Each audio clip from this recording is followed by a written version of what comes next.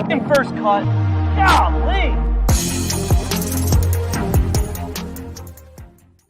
Welcome to the First Cut Podcast. I'm Rick Gaiman, and this is your Farmers Insurance Open recap episode. And joining me to break it all down, Greg Ducharme is here. Hey, Greg. Another quiet week in the game of golf, so just excited to be here. Should be a nice casual conversation. I like it. I'm sure we will all be on our best behavior over the course of the next hour or so. Kyle Porter is here. KP, what up? Are we going to talk about Paul Casey's win in Dubai? Yeah, that's the first 45 minutes is Paul Casey. Who do you think he'll get paired with in the Ryder Cup this year? Yeah, that's the storyline. Mark Immelman is here. Hey, Mark. How's it, boys? Hey, by the way, good news. I am COVID negative in my second test of the week, so I can go home tonight on the red eye. Happy. All right. We love to hear that. And rounding out the crew, it's the coach. Hey, coach, how's it going? It's good. As a former heel in the world of pro wrestling, I'm here for Patrick Reed, so let's get this thing going. Let's go. All right, gentlemen, strap in. Get ready to go. Let's do this. Obviously, the storyline both on and off the course this week is Patrick Reed. He goes out and he wins the Farmers Insurance Open, closing with a 68. That's 4 under par and winning by 5 shots over a group of golfers at 9 under par. We are going to talk about the performance, but we need to go back to the third round, what transpired on the 10th hole, the reaction from that. So Kyle and Mark and myself were able to catch up on this. So I want to bring Greg and Coach into this off the bat here. And Greg, we'll start with you. I mean, overall, what you saw from Patrick Reed receiving what could be described somewhere between questionable, generous, inappropriate type drop on the side of 10 there, and then how he kind of handled that in the 24 hours that transpired. Yeah, I'm interested to get your thoughts. I know you guys talked about it last night, but now we want your thoughts, Greg. Oh, I'm gonna give them to you. But I'm interested to see if your thoughts changed at all with what we saw with Rory McIlroy.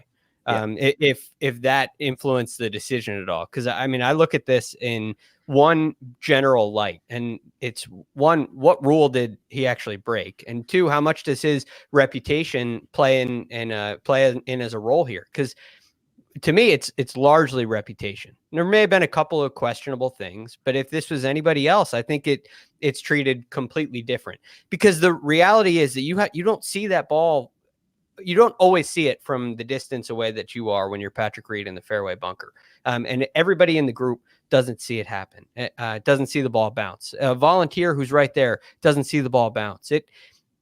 It's very interesting to me. It's one of the more interesting stories that I've heard, because you have everybody from the PGA Tour, the rules officials, the tournament director, the senior tournament director. You have everybody in the group, the volunteer. Nobody sees it bounce except for the camera. And so the Twitter world is going nuts. We're up in arms about it. And here everybody is in real time on the golf course having to make these decisions. It looks completely different than it is. So I do think Patrick Reed's name played a huge role in it. And I don't think he broke a rule. So I think I think this whole situation probably very likely spurred him on to win today. Well, that is certainly part of it. I think that Coach, and you can speak to this as well. I mean, Patrick Reed is the heel. He loves it. I think he thrives on this, back against the wall. Everybody kind of angry at him. There was no chance he was backing down on Sunday. Well, there's a couple of different things that I want to hit on. First of all, there was a lot of big names in the world of golf that were very vocal yesterday and today. I watched Brandel twice on what he said on Golf Channel, and it's clear that he just doesn't like Patrick Reed because he's talking about morality and golf ed and all this kind of stuff. And I'm sitting here saying to myself, he asked his 2 playing partners, he asked the volunteer, he asked the rules official, and afterwards they called him in and they said, Patrick, you did absolutely nothing wrong in how you did it. And so the other part I liked is that today, so many different occasions after the round yesterday and then today, he didn't apologize for nothing. And I'm telling you, when you have a heel athlete, and for anybody that doesn't know what a heel is, it's basically a bad guy in the world of sports. bad guys love this attention. And I guarantee you right now, when he walks off the stage after talking to all the media, he's going to go into the locker room in a closed-door scenario, and he's going to be high-fiving his caddy and saying, tell you what, we just did that. We showed the entire world that we're one of the best players in the world, and it doesn't matter what happened yesterday. And he walked away with over $1 million, and yet all these people, Brandel, Nick Faldo, anybody else that went off on him on Twitter that just doesn't like him. And I thought some of it was completely unprofessional, especially from Brandel. And so if I'm Patrick Reed, I'm not caring about what anybody says, because the PGA Tour is going to hand him a check. They're going to hand him his 9th PGA Tour win, and he's going to be the favorite come the U.S. Open come June. So for me, I loved how he handled it. I didn't think he did anything wrong. And for people to go off on him on social media, I thought just was completely out of bounds. And he's going to get a surfboard for his work in San Diego this weekend. Mark, let me bring you in on this, because you guys, since we last chatted, the Rory McIlroy shot came into our ether. So Rory on 18 on Saturday hits essentially what is a very similar shot to what Patrick Reed does. One hop, it goes down into the rough. Rory McIlroy assesses the situation, and without calling in a rules official, takes his embedded ball relief and drops next to his original spot. Now, you guys on the telecast today kind of went through that whole storytelling aspect of it. Are these two situations different? Are they the same? Getting input from everybody out there. What was your assessment of the situation since the last time we talked, when this Rory McIlroy stuff came to light? Really, Tim, in my opinion, and again, I can only speak to my experiences in this, and my experience was from down in the fairway. I lost the ball in the air with a glare. We got there. The thing was way underground when I looked at it. The grass is very wet. And when we arrived at Reed's ball, I heard him ask the volunteer. There was a couple gentlemen and a lady there, and I heard him say, "Did this thing bounce?" Which is a legitimate question, because I shared the Matt Kuchar anecdote from the memorial a couple of years ago that I was involved in, where I saw the ball bounce. It jumped up and spun into its own pitch mark, and he did not get relief for it. Where if it went into another pitch mark, if the ball's embedded, I wasn't sure what the ruling would be. Anyhow, the only way these two things vary is the protagonist involved. And Rory is on now the policy board, just been voted on by his peers. So that says that everyone on the PGA Tour who carry golf clubs use golf clubs for a living, respect the guy's ethos and his morality and all of these, whatever you want to call, to use Brandel terms, highly. And then there's Patrick Reed, obviously, who people honestly are waiting with crosshairs on the guy's back all of the time. No matter what he does, if there's just somewhere on the edge, someone's going to go after him. So that's the one thing. And then the other thing was there were volunteers involved. But this is going to happen. I heard early in the week where I spoke to players, they're like, we're losing balls on the edge of the fairways right here because the rough is so thick and there are no galleries to point out where the golf ball is. Because if there was a gallery there for Reed's thing, I guarantee you, and for Rory both, someone would have said, no, the thing hopped. And then we wouldn't be having this sort of event. So because we're short on no galleries, short on volunteers, this sort of stuff happens. And golfers were getting lost in this rough in practice rounds. And so it was always likely. And then we had all that rain on Friday. It was a wet golf course. The first thing the players would be looking for, because remember, they'd been lift clean and placing the thing for 3 days. And the first day was precautionary because they knew the weather was rolling in Sunday. It was an awfully wet golf course. So the first thing this golf ball does when it hits the ground, it breaks the surface because it's so wet. Then you pick up a golf ball that's got mud on it, like Reed did, and you sort of set it down, or when you lift clean and placing, you can clean the thing. So there's so many factors involved. Now, again, I said this on the podcast the other evening, and my colleagues sort of agreed with me.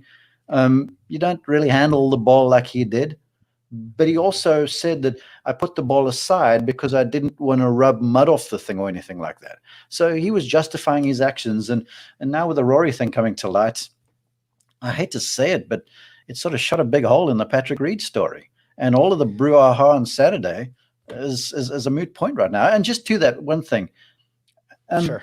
Like I said, we were out there and the thing happens fast. It's like those bang, bang plays. None of us in the fairway saw the thing bounce. I didn't even see it land, okay? I lost it in the air because of the glare.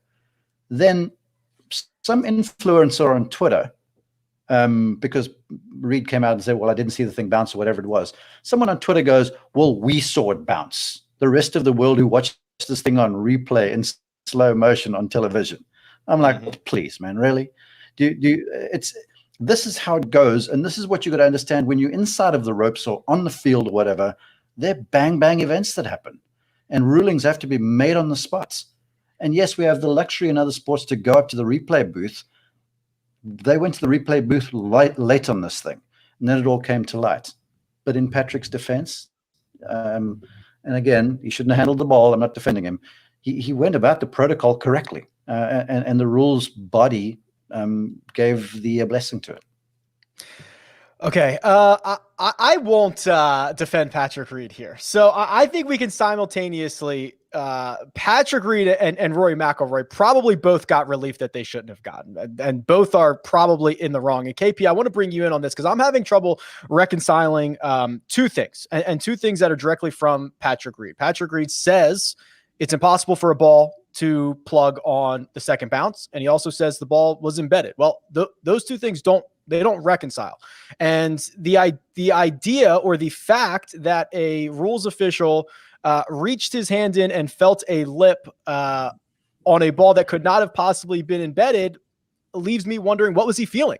Because if those first two things that we know from Patrick Reed are true, and we know that a rules official felt a lip, none of this makes any sense.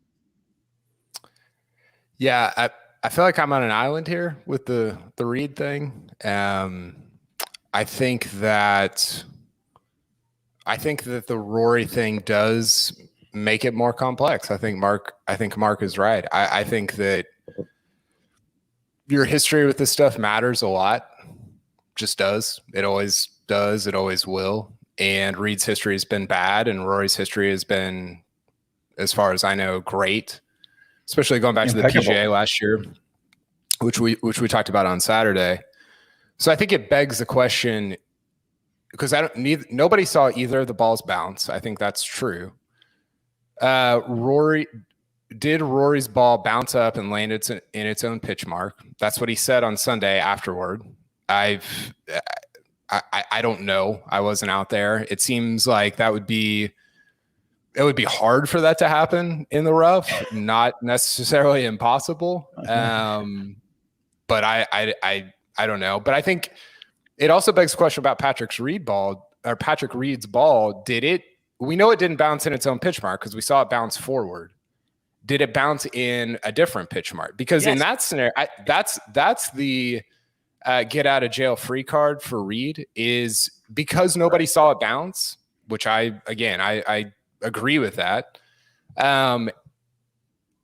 If it landed in a different pitch mark and you didn't see it bounce, then your presumption, rightfully so, is that it was in your own pitch mark and therefore it was embedded. Now, which is more likely, that Rory's would land in its own pitch mark or that Reed's would land in a different pitch mark? I don't know. And this is where sort of the history matters, because these things are so nuanced and there's so much gray area that for Reed, it's like, man, get on the like conservative side of this just one time. Like just one time, be on the conservative side of the. And Lonto Griffin said this afterward. If I can read this. Do you have it up, Rick? I have it. Yeah. So there's been some reaction to this from players who we got quotes from afterwards. So Lonto's quote, he says a couple of things. He gets asked about it, but the quote I think you want here, KP, is he says, "So it's tough to see. It's sad. Kind of pisses us off, but that's the way it is. Hopefully something changes and can come to a conclusion." Yeah, and so. He also said, I think the part I was referencing, he said, at the end of the day, I think 99% of the golfers out here, if it's in question one way or the other, they're going to go the other way, not taking a drop, that kind of deal. And that's where I just feel like Reed pushes the envelope. And it's like, I don't feel like that's in the spirit of the rules. And damn it, I feel like he led the rules official into this. Like the story kept being like Reed was one step better than Rory, and that's not true. He freaking took his ball out of the hole, called a rules official in to try and confirm something that did not exist. The ball was no longer there. There was no evidence. And we act like that's way better than what Rory did for some reason. And I just completely disagree with that. But Rory did the same thing, Kyle. He moved Rory his took the ball out of the eventually. pitch, yeah. He He did. takes the ball out of He the pitch mark. He does the same thing. He just doesn't bring a rules official in there. So I go back to this. The question now is, once nobody's seen it bounce, the question is the ball embedded? And if it looks embedded and you check it out, nobody's seen it bounce. It doesn't matter what it's in now. It's in a hole. And so you have now a question. So you're unsure. And while Lanto says most players will say, okay, it's probably not plugged, what they really do is ask a rules official. That's the next step. So you're going through this. And this is why everybody on tour has sided with Patrick Reed, saying his process was perfect because nobody saw it. Should they have seen it? Should somebody have seen it and brought this up earlier? That's a completely different question. But it removes Reed from being he's not in this sense trying to get away with anything. He's going through a process. So the ball wasn't there. Yeah. The ball was no longer there. What is the rules official feeling? If there's They both filled the lip. right, He has From to what? he has But the ball he- didn't plug. What is the lip from? it could be only from Patrick anything. and him and his caddy know. They clearly Yeah, said there's a lip there. they're He the has only four folks that different know. people. Four different So- people. Four different so- people he asked. There's a Sorry, way go for ahead, Mark. Mark. I will tell you this. That ground, when I looked down at that ball, I could barely see the top of the thing. Now, there was a lot of grass around there. And I said this the other night. And I'm not defending Patrick Reed. I'm just telling you what I saw. That grass was awfully wet. So much so that there was still moisture all over the place on the grass. And if there's moisture on top, there's moisture underneath because stuff goes downwards. And I don't know who's going to go and throw a golf ball there and test it a few times. Nobody ever is going to know if the thing was embedded or not. Yes. Now, does it make sense that if it's coming from 2 feet high, whatever it was, it's going to not embed? Sure. But remember, the rule of embedded doesn't mean the thing has to be completely submerged. It's just got to have broken the plane of the ground. And if it's wet enough, you guys go drop a ball in some wet mud, it's going to settle a little bit. And that's probably what they felt. Now, again, I'm saying probably because nobody knows. I'll tell you this much.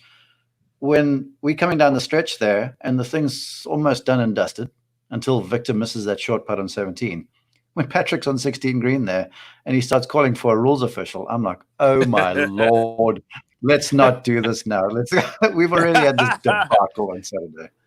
Let me ask everybody this: when somebody hits it in the fairway and a ball ends up in a pitch mark, and that happens a lot, right? Why is it so hard to believe that right off the green of a really difficult hole that there would be other pitch marks because everybody's hitting irons in? So there could be probably 8 or 9 or 10 holes in that spot from other people that are hitting balls. So it's not even that hard to even think about for it to land in another hole that somebody already made.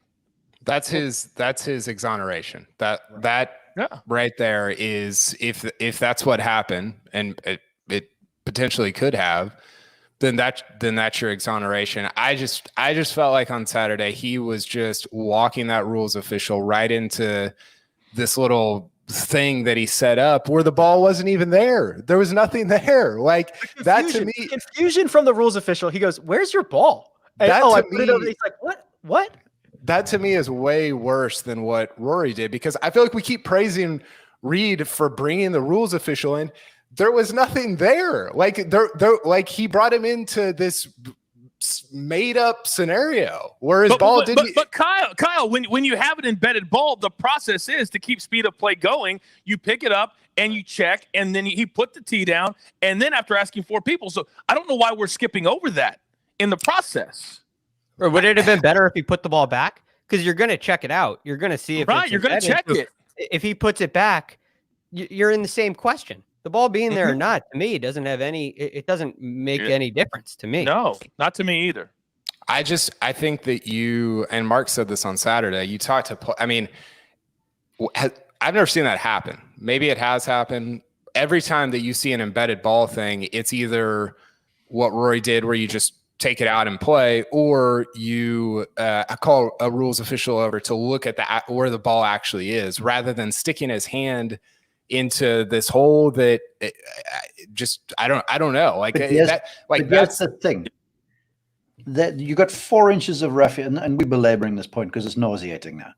There was about 4 inches worth of rough there. So you got grass that's long, and then the thing's down underneath it. So honestly, I could see imagine about a little, probably a nickel's worth top of the golf ball between the grass, right? If you're looking down on the top of the thing, I nearly stood on it when I was looking for the golf ball. And so you in the situation they're trying to identify if it's plugged. Now, if it's in the fairway, that's easy because you'll see where the equator of the golf ball is, and you can see where the plane of the ground is. You couldn't see the plane of the ground for the length of the grass in there. And that is something that no one's talked about either. People talking about him palming the ball and stuff. I mean, please, he shouldn't have handled the ball. Yes, we all agree with that. All the players will tell you that too. He identified his ball, and he's like, "Oh, damn, put it back or not?" So just put it aside, which is also fair. He didn't go keep the thing and put it in his pocket or whatever. He laid it down completely out of the way. Now, again, I'm not condoning anything. I'm calling it as I see it. But really, I mean, what, did he win by 5 in the end? You could have. It wouldn't matter. It didn't matter at all. The point, though, is it just sucks. I said that on Saturday. I just think it's so crappy that you keep. And he's not the only one. This is not only Patrick Reed. There's 5 or 10 guys on tour that they just see what they can get away with, and the tour often obliges them. And that's not golf. Like, that's not. It just. I think that part of it is sucky, and I think he is very manipulative in the way that he goes about doing this stuff. And to me, like, I'm sorry, Rory gets the benefit of the doubt, and I'm a Rory apologist, and that's fine. Like, I whatever. And Reed does not get the benefit of the doubt based on his like this entire career's worth of evidence, and that is what it is. But why do we take away from the fact that he's a top 10 player in the world? Go ahead, yeah. He still wins. He still dominates from time to time, and I know you may not like it, but we've got to respect what he does on the golf course. From a talent, we have to. We can't take that away today from him. And I think we're doing it right now, and I think we've done it today on the broadcast too. That it was all about that instead of about him shooting at 68 to win this incredibly difficult tournament to win. But he does it to himself. He does not do himself any favor. Like, we should be talking about his short game. He has the best short game in the world. Like, yes. He has the best short game. Him and I don't know. Mark can give me a better. I was going to say Rahm. That's probably not it. I think Patrick Reed has the best short game in the world. And you know what we never talk about because of all the other just nonsense that he does? His short game. We should be talking about that, but he makes it very difficult to do so based on all this other crap. And guess what? He doesn't care. He does not care what we think.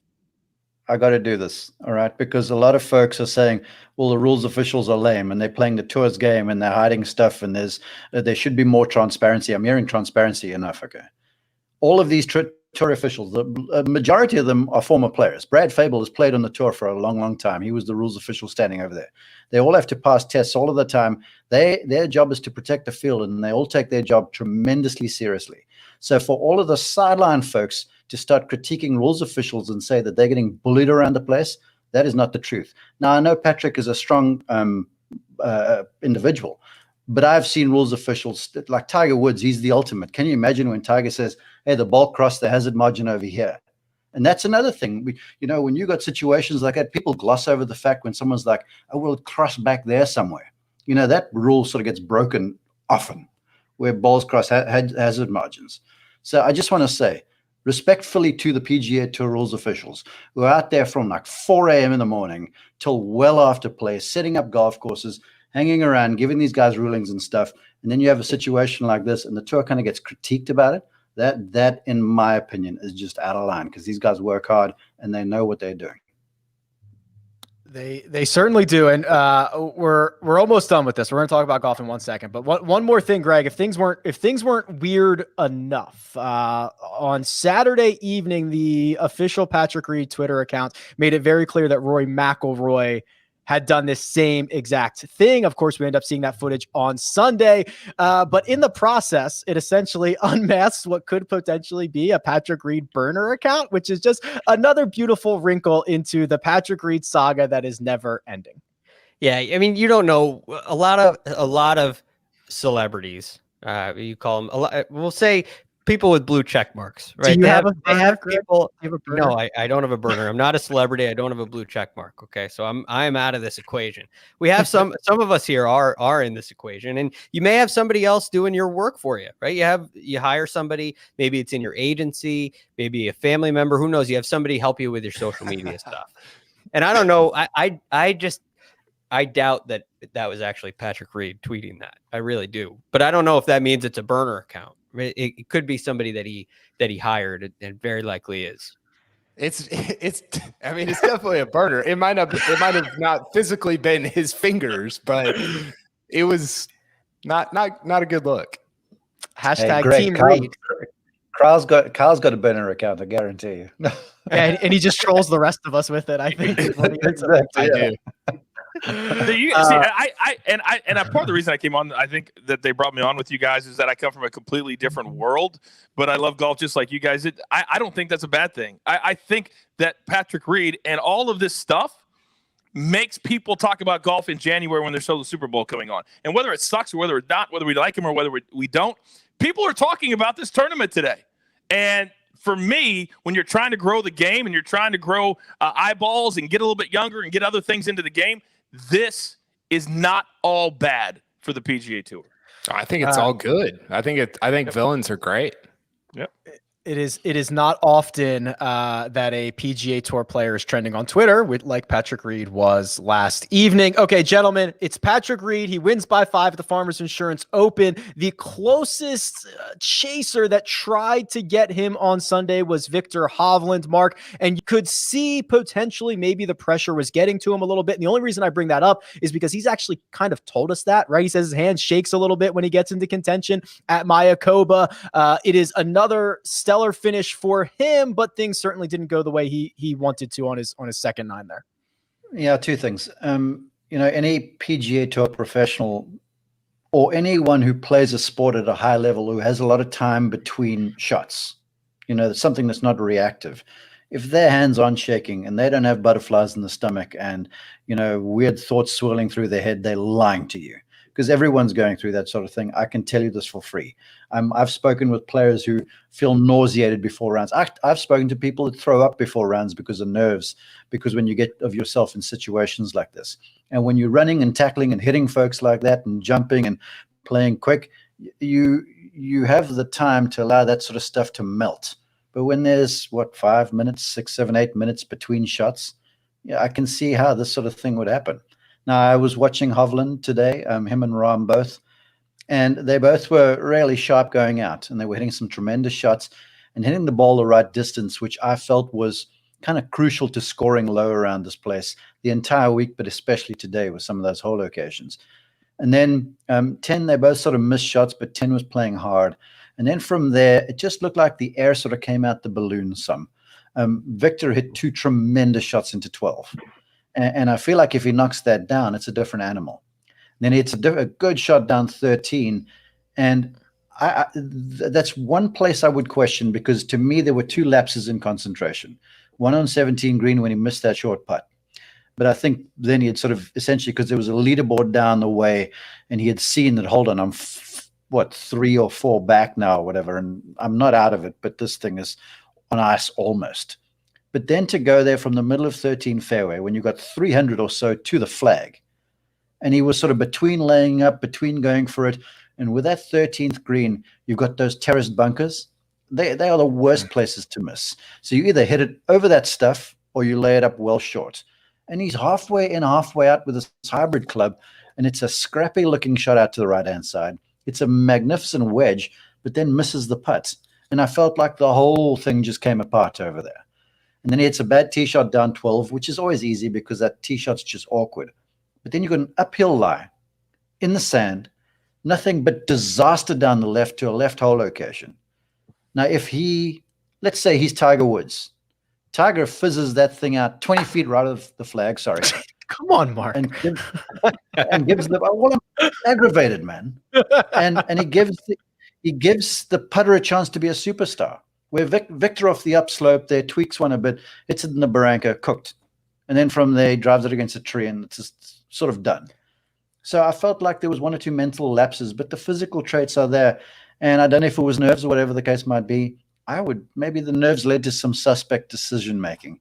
And it began with that decision on 13, in my opinion. That's actually a really interesting point, because you don't often think the nerves impacting the decision making, which it certainly does. Be careful, Mark. You make sure you get your security deposit back.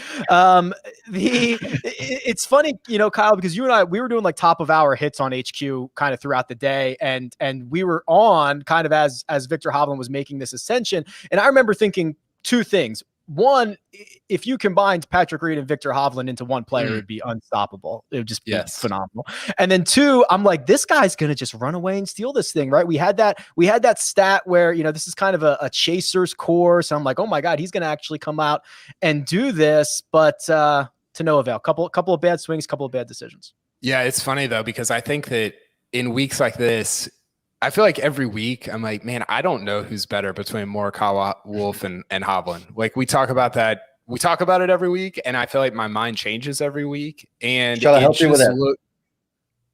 Morikawa. Sure. Morikawa was better. He's more complete. Viktor Hovland hits the thing like a banshee. Let me tell you what. He hits a heavy ball. He hits it out of the center of the bat every time. But it's a game of scoring. I say this ad nauseum. And Morikawa doesn't putt so great, but he scores around the greens. He chips in often. Viktor is suspect where you make money. Now, when he irons that stuff out, like a Tony Finau, it's going to be a different animal. But until we'll he talk does about that, Tony in a second. Yeah, okay. Yeah, I think the thing with Hovland is he does the thing that's he does the most important thing better than everybody. Like he's top 3 in the world at the most important aspect of the game on the PGA Tour, which is driving. And he didn't even drive it that great this week, and he was still in it. I agree with Mark though. Like he's not as complete as Morikawa is right now. He might not even be as complete as Wolff is. But from like a baseline foundational perspective, he's freaking good, and he's going to be awesome at the Ryder Cup. I'm excited to see what the rest of the season holds for him. I think that. I think the ceiling's pretty high for him this year. The Ryder Cup is a putting contest, pal. Trust me. Everything's a tee to green contest. Oh boy. Okay, we're gonna.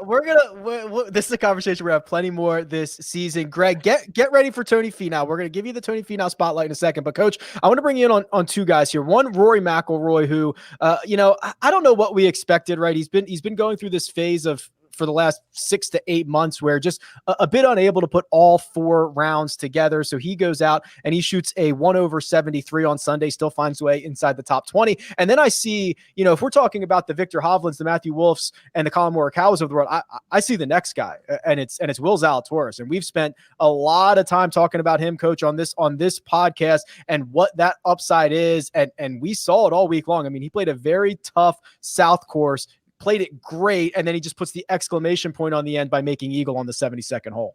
Yeah, it was an incredible second shot, really high in the air, soft, and then pulls it back and makes the eagle putt.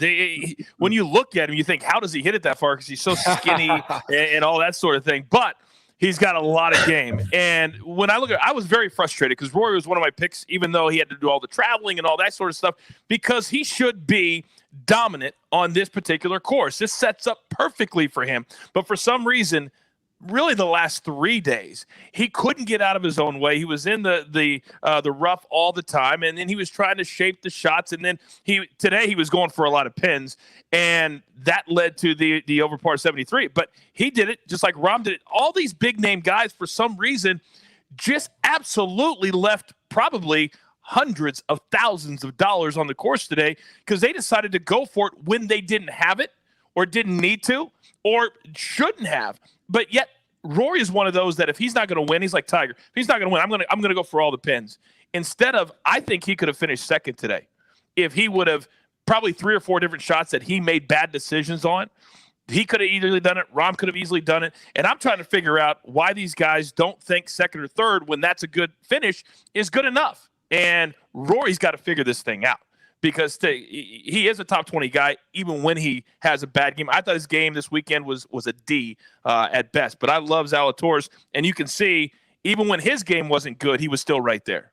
So, Coach, I want to just answer that question there. The guys you mentioned that seem to go for it all, the Rorys, the Rahms, the Xanders. I mean, the shot Rahm hit on 18, they don't care about second place, and that's why they win so much, right? That I know, but it's that dumb. attitude is what leads to the win.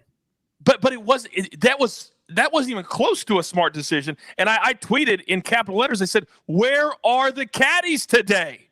Because you have a good caddy. I agree with you. Right? And yeah, you but when never you're hit a fairway wood out of that bunker trying to go over the water ever. I don't care if you're in last place. You don't do it. We've seen John Rahm tell his caddy, I'll take it from here. I know. Don't worry about that. I know. Adam could have been in his ear, but I'm not sure John would have listened. Go ahead, Greg. I just think it's interesting that those are the players who you see making the aggressive decisions, and at times it looks to be the wrong one. Those are the guys that also win. So you got to take risks in order to win. And I agree with you, Coach, that it may have been the wrong decision. It was in Rahm's case, especially. It was the wrong decision on 18.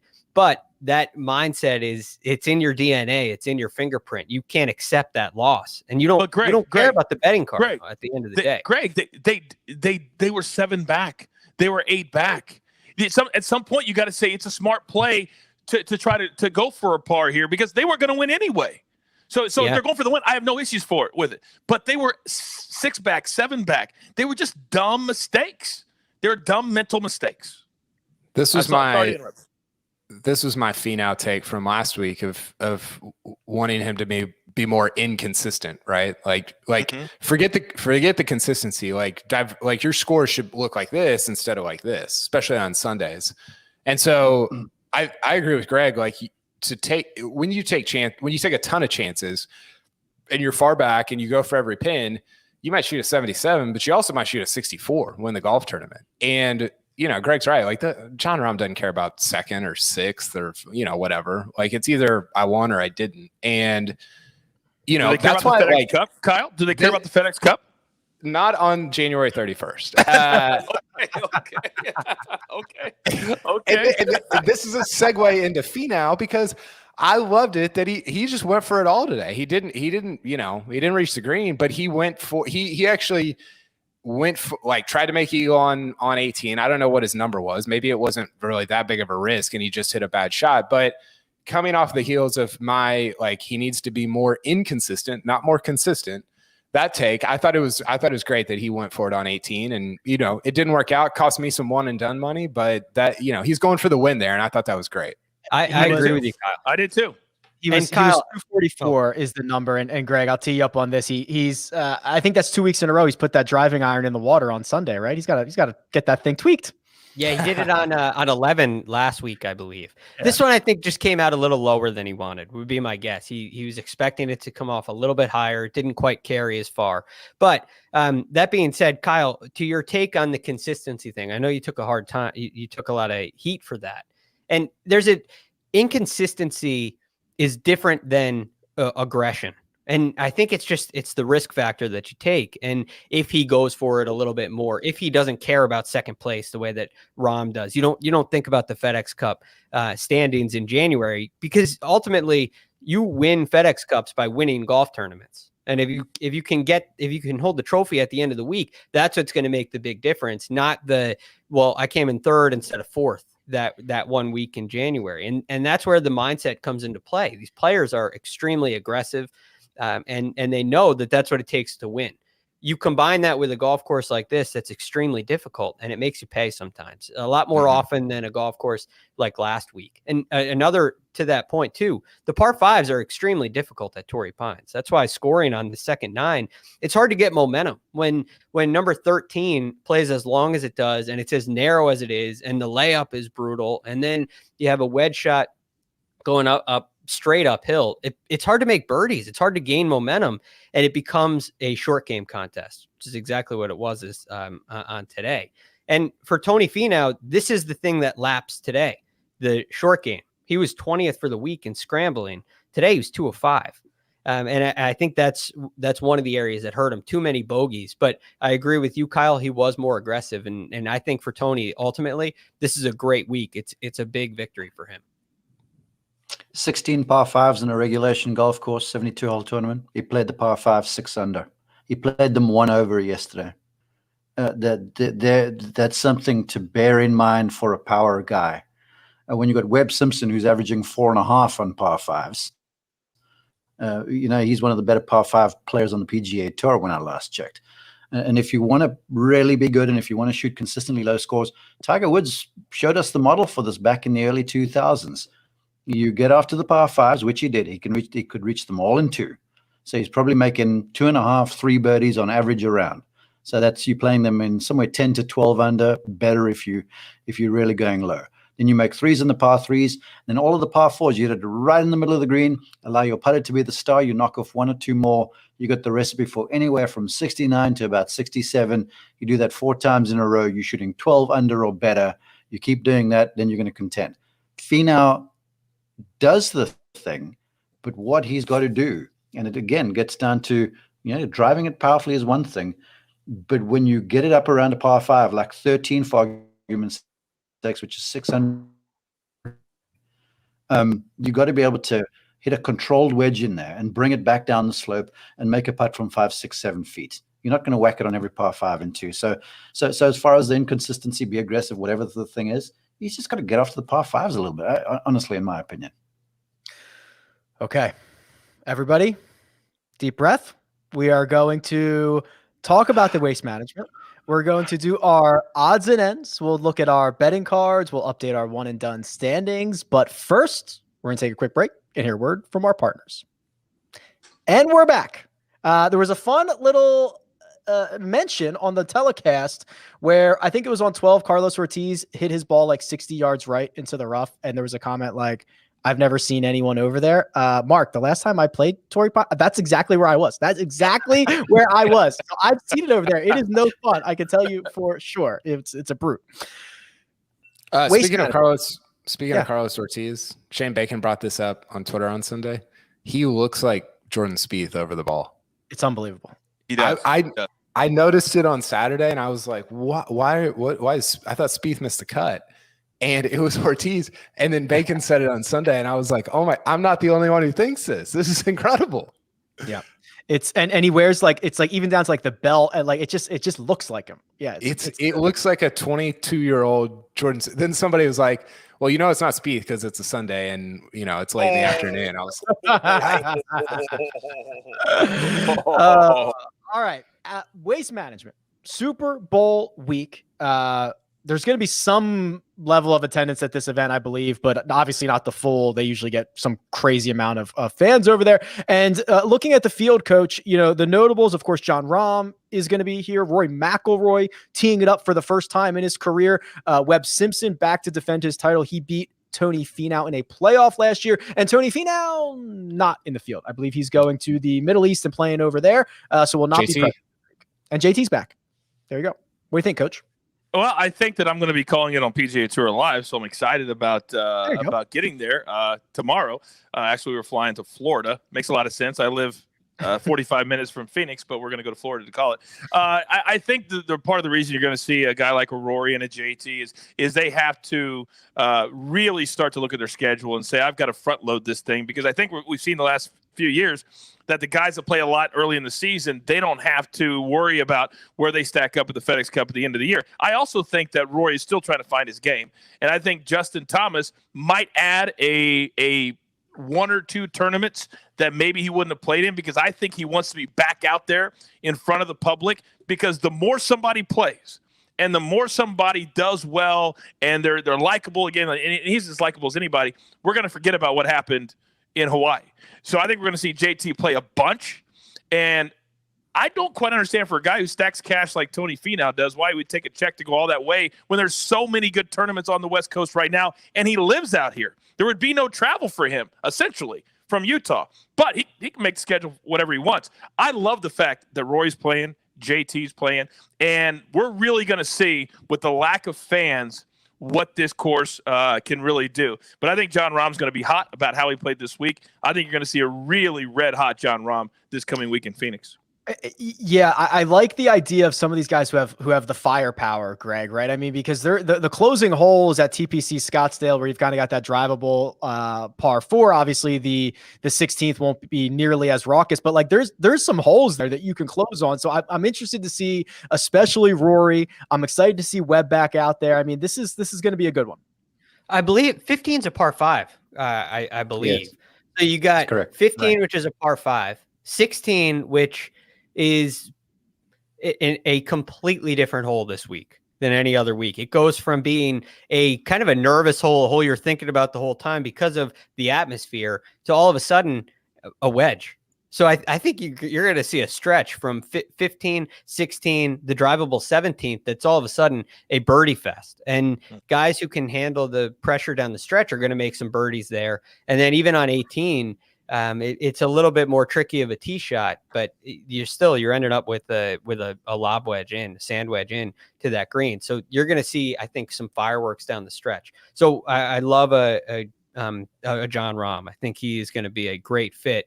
A guy a little bit more off the radar who I think let a lot of people down this week, but I think he's going to have a great week next week would be Gary Woodland.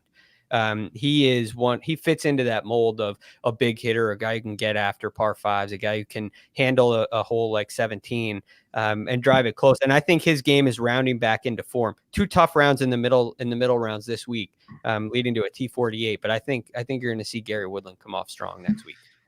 I've got the attendance numbers and what they're planning on letting in here. So KP, we've been going a long time without fans. I'm wondering if it'll feel even more weird this week because of what we usually see here. So the single day record for any golf tournament was, of course, here, the Waste Management, 216,000 people, which is bonkers. First of all, that's insane to think about. They're going to let in between 5,000 and 8,000 a day. So that, but in comparison, that is like an empty golf course. Yeah. Well, and I mean, are they all going to be on the 16th hole? They got to have a limit per hole. It was even at tournament at Kapalua, it was weird to see people around the 18th green. I was like the Gary Player from Big Cedar, whatever that place is called. Pull that up, producer Jacob. If you have Big Cedar Lodge, I think it is. Yeah, if you have the picture of Gary Player, that's what it's going to be like seeing fans. I think it'll be great because you hear players talk about it's cool. I think Rory was talking about this at Abu Dhabi. Like it's cool just to get any kind of applause on any kind of shot, no matter where it's at. And I think that's kind of true. Like I don't. There we go. There's fans at the Waste Management this week. The best. Gary's the best. So yeah, I'm excited about it. I think it'll be a lot of fun.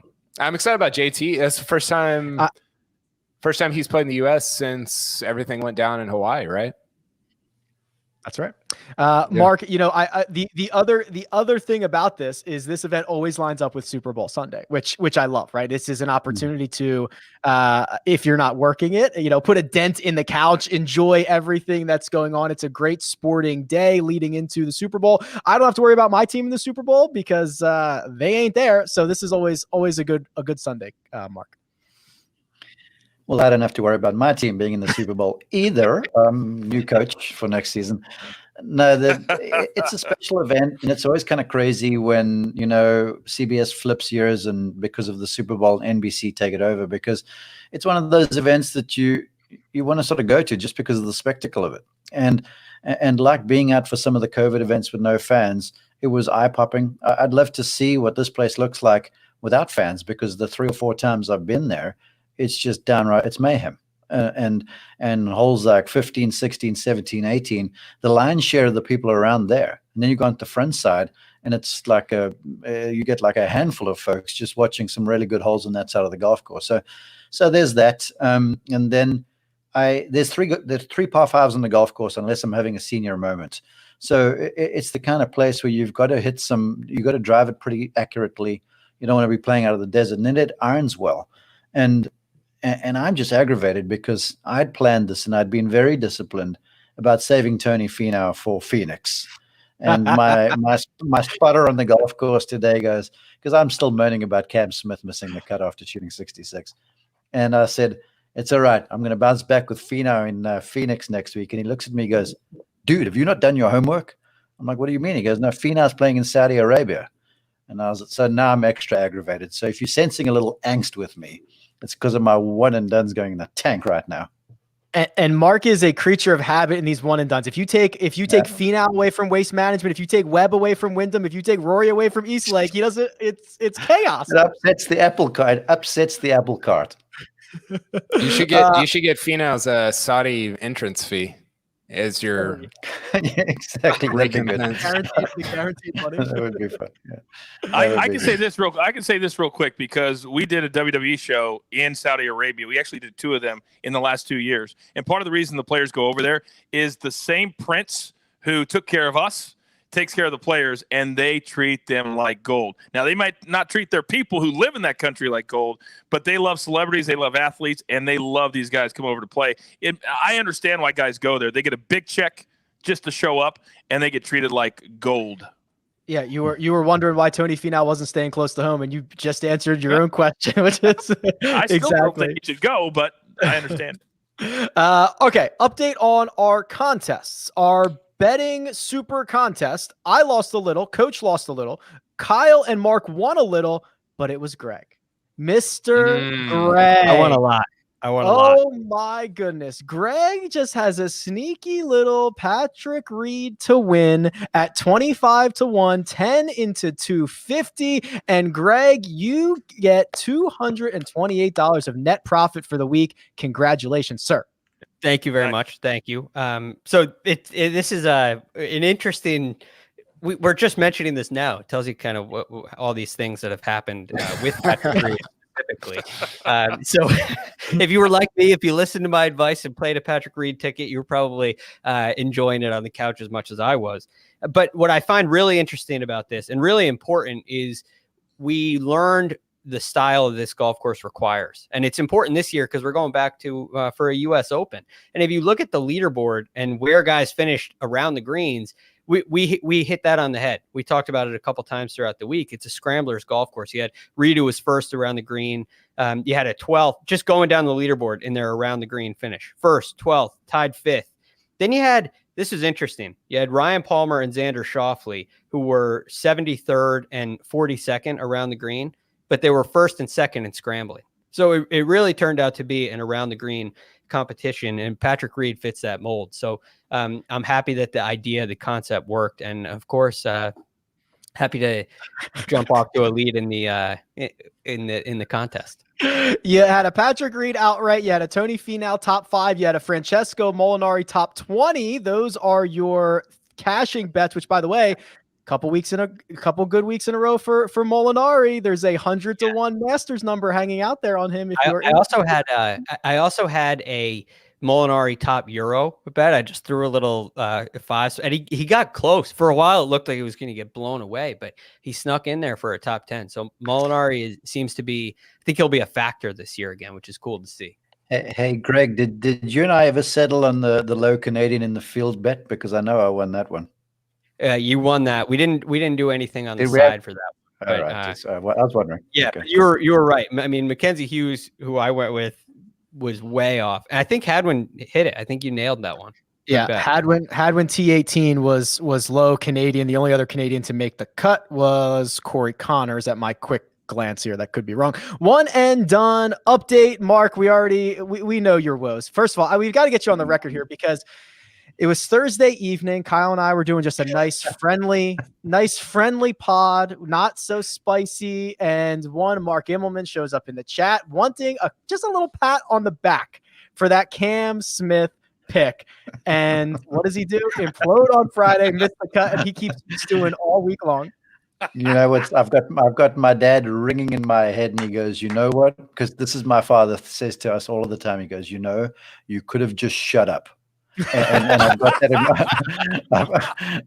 in my head because I got back to the room, and obviously in the COVID protocols, there's no commuting or going anywhere. So I was in the room waiting for room service, And I figured, well, let's scroll Twitter. And so there I go, and I see the first cut, and I see you and Carl on. So I'm like, okay, let's see what these guys have to say. And as I log on, Carl's like, well, the real leader is whatever. I was like, I nearly rolled off my bed. And so then I had to tweet something, but it backfired in a huge way, and I'm still smarting. The good news is with 4.1 million, you are still in the lead. Greg had Jason Day. That's also an MC. Greg, sorry about that. You got it right with Patrick Reed. No bueno on Jason Day. Look, the concept is there. It's so disappointing. Jason Day, by the way, looks like Andrew Luck now. So that was pretty cool. It's pretty cool to see. But yeah, disappointed. I'm in a big slump with the one and done. I thought he looked like a cross between Finau and Mark Hubbard. Ooh, yeah, there's a little Mark Hubbard in there. But I just saw him. I thought it was a pro-am. So Andrew Luck's playing golf now. Hey, Coach, what do you think you would do without that 43 cents from Hideki? Do you think you'd be able to survive? I don't know, but just like every FedEx Cup point, it might matter when we get to September. Who knows? Who knows? Every shot counts. Yeah, I was bullish. Producer Jacob now has to extend our totals out to cents because Coach Hideki got $17,496.43 for his tie for 53rd. What do you think about that? I was bullish on him this week, and other than his 166, he was just awful the rest of the week. He was no bueno, and I'm lucky to get that, to be honest. So I guess I got to be happy with it. But I hate the fact that I wasted him now because I think he's going to get better, and I should have waited for the players, to be honest. That's what I should have done. Well, he likes the waste management too. That's true. He's a good pick next week. Yep. Yeah. Thank you guys for that. Thank you. But not this week. Not this week. Coach, 1.4 million for your total. Producer Jacob took Gary Woodland, which looks good for about 22 holes of this event. Got him $19,455 for a T48. So that moves producer Jacob to 2.1 million. And then Kyle, this is where we get to do our little thing here because we both got T2 money with two different golfers, and you have crossed over the $2.5 million mark. You're now at 2.6 thanks to $456,375 from top 10 Tony. Top 10 Tony is a great alliteration name. Top 2 Tony. Top 2 Tony last week. Top 2. Yeah, he man, I wonder how much more he would have had if he would have made par on 18. What was Solo's second? Like 700, 800? Yeah, 600? Yep. 7 something. 300,000 probably more. Yep. That's tough. Producer Jacob correctly identifies that. Congratulations, KP. This is the most amount of money Tony Finau can possibly make. That's absolutely right. That's tough. That's a tough scene there. Might be true. Might be true. So that gets you to 2.6 million, and I get a similar 456,000 thanks to Ryan Palmer, who just continued to hang around all week long. Gets me T2 money, and I now cross over the $3 million mark. So I don't think that the standings, the order has changed. So it's still Mark, Greg, Rick, that's me, Kyle, producer Jacob, and Coach rounding out our one and done standings. Gentlemen, it's been a week. It's been a heck of a week. Anything else? I mean, we've just been airing it out. Anything else we need to talk about before we put a bow on Farmers Insurance Open Week? I will not be doing this show next Sunday because some of us have to be a part of the Super Bowl coverage after the golf coverage. So I'm just going to say, go Chiefs while I do one of the feeds for the Super Bowl, and I'm excited about it. But it's going to be hard to call a feed when my team's playing, but I'm going to figure it out. So I'm going to miss you guys next week. But I'll be thinking about you. All right, we'll keep a close eye, Coach. We'll be supporting you through the airwaves. What else? Anybody? Greg had that look about him. It looked like he wanted to say something. No? I feel like we did a nice job. I think we covered our bases here. We had some success. It is a pat on the back. We had a victory on the betting card, an outright, which is always nice. We had a couple of big hits and one and done. So it's exciting. Things are moving in the right direction. We're doing good. Taking it one day at a time. One day at a time, right? Dig into the process. I love it. Producer Jacob, who went viral this week, integral in getting all of this stuff done. So thank you to producer Jacob. Greg Ducharme, you can find him on Twitter at @TheRealGFD. That's the coach who you can find on Twitter at @TheCoachRules. That's Mark Immelman, who you can find on Twitter at @Mark_Immelman. Kyle Porter, KP, at Kyle Porter CBS. You can find me at Rick Run Good. This has been The First Cut. We'll catch you next time.